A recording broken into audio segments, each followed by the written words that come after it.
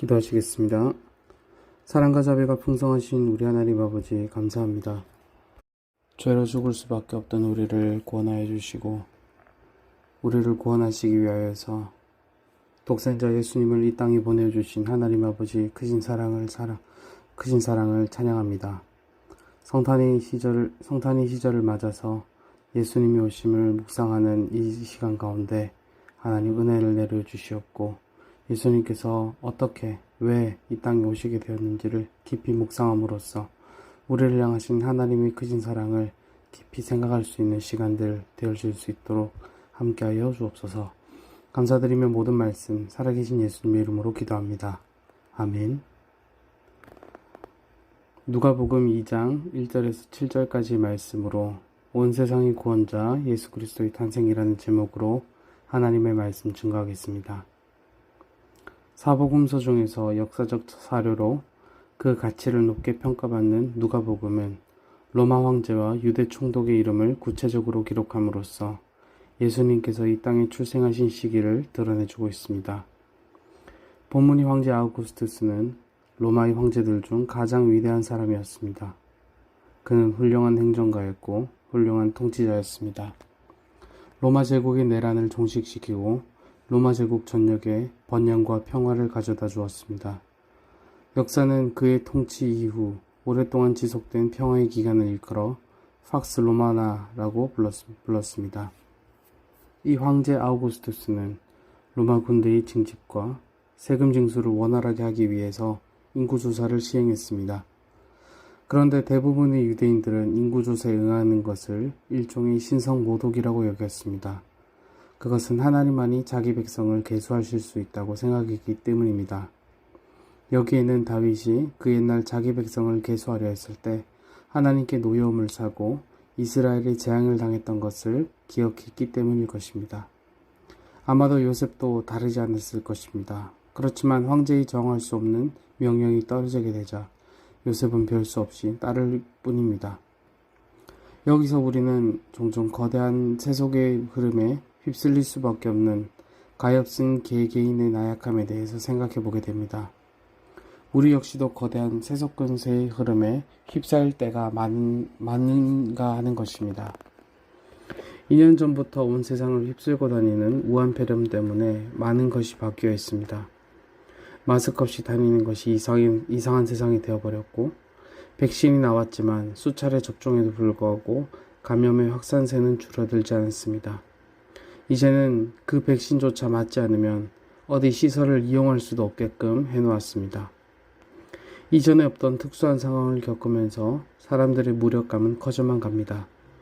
그래서 여러가지 정신적인 어려움을 호소하는 사람들도 많아졌습니다. 그러나 우리가 생각해야 할 것은 황제의 권력조차도 하나님은 예수님이 다윗의 동네에 태어나실 것이라는 말씀을 성취하기 위하여 사용하셨다는 것입니다. 성경은 하나님이 되고자 하는 인간의 욕심과 그것을 하늘에서 내려다보시는 하나님의 위대함에 대하여 이야기합니다. 전 인류가 하나님께 바벨탑으로 모여 대적해도 하나님께는 그저 조속거리에 불과했습니다. 한 사람의 명령에 온 세계가 요동하는 대사건이 일어난 것은 황제의 존엄 때문이 아니라 하나님의 아들이 하나님의 말씀대로 이 땅에 오시기 위함이었습니다. 사랑하는 여러분, 모든 역사는 하나님의 손에 달려있는 줄로 믿습니다. 우리가 이것을 알고 믿는다면 우리는 이 모든 상황을 믿음으로 이길 힘을 얻게 될 것입니다. 4절 이하를 보시겠습니다. 요셉과 마리아는 황제의 칙령이 떨어지자 그들의 고향으로 가기 위해 나사렛을 떠나서 베들레헴에까지 약 110km에서 130km 정도의 여정을 감행했습니다. 한번 생각해 보시기 바랍니다. 정혼했다지만 내 자식이 아닌 아이를 곧 출산하려는 약혼녀를 데리고 무려 100km가 넘는 여정을 가야만 하고 사람들의 수군거림 속에서 임신한 채로 불편한 몸을 이끌고 베들레헴에 어렵사리 도착했지만 머물 곳조차 얻을 수 없었을 때 이 요셉과 마리아 두 사람의 심정이 어떠했겠습니까? 사랑하는 여러분, 예수님의 탄생은 이런 가엾은 인생들이 정황 가운데서 이루어졌던 것입니다. 예수님이 태어나신 곳이 구유라고 기록되어 있어서 우리는 마곡간을 떠올릴 것입니다. 그러나 그 당시에는 나무가 귀해서 작은 동굴 같은 곳에다 동물을 키우기도 했다고 합니다. 초대교회의 순교자였던 저스틴은 예수님이 태어나신 것이 동굴이라는 전승을 말하기도 했습니다.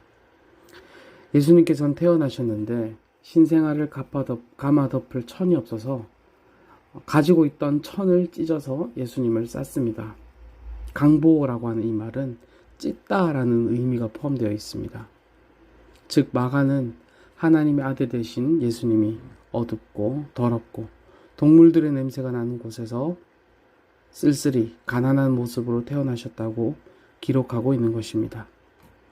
이로써 우리는 예수님께서 태어나는 순간 인간들에게 무시당하고 외면당하셨다는 사실과, 둘째, 찢어지기 가난한 모습으로 태어나셨고, 셋째, 그 누구의 돌봄이 없이 외롭게 태어나셨다는 것을 알게 됩니다.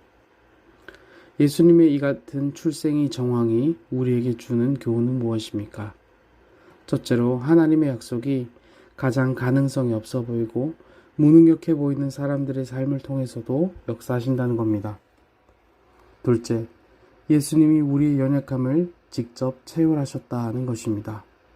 히브리서 4장 15절에서 16절은 이를 말하고 있습니다. 우리에게 있는 대제사장은 우리의 연약함을 직접 체휼하셨다. 이렇게 말씀하고 있습니다. 사랑하는 여러분, 예수님은 근본 하나님의 본체이시지만 하나님과 동등됨을 취할 것으로 여기지 않으시고 오히려 자기를 비워 종의 형체를 가지사 사람들과 같이 되셨습니다. 사람의 모양으로 나타나셨지만 모든 사람보다 자기를 낮추셨습니다. 우리의 비천함과 연약함을 모두 직접 겪으셨기에 예수님은 우리를 아십니다. 우리가 겪는 이 모든 세상의 괴로움, 외로움, 서러움, 예수님이 어떻게 모르신다고 하겠습니까? 예수님은 우는 자의 눈물을 닦아주시고 슬픈 자를 안아주시며 아픈 자를 위로해 주시는 우리의 영원한 대제사장이 되시는 줄 믿으시길 소망합니다.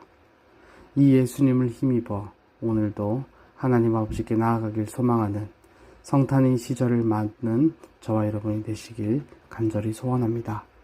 기도하시겠습니다. 사랑이 많으신 우리 하나님 아버지 감사합니다.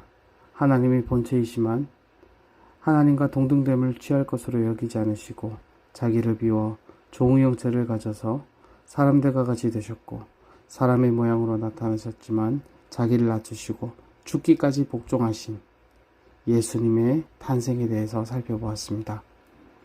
하나님의 아들이 이 땅에 오셨을 때 이런 모습으로 오셨다는 것을 우리가 기억하면서 예수님께서 우리의 모든 연약함과 아픔을 직접 겪으셨다는 사실을 기억하면서 이 예수님을 힘입어 하나님께 더욱더 깊이 나아가길 다짐하는 오늘 말씀 앞에 엎드린 모든 주의 성도들 되게 하여 주옵소서. 감사드리옵고 이 모든 말씀 살아계신 예수님의 이름으로 기도합니다. 아멘.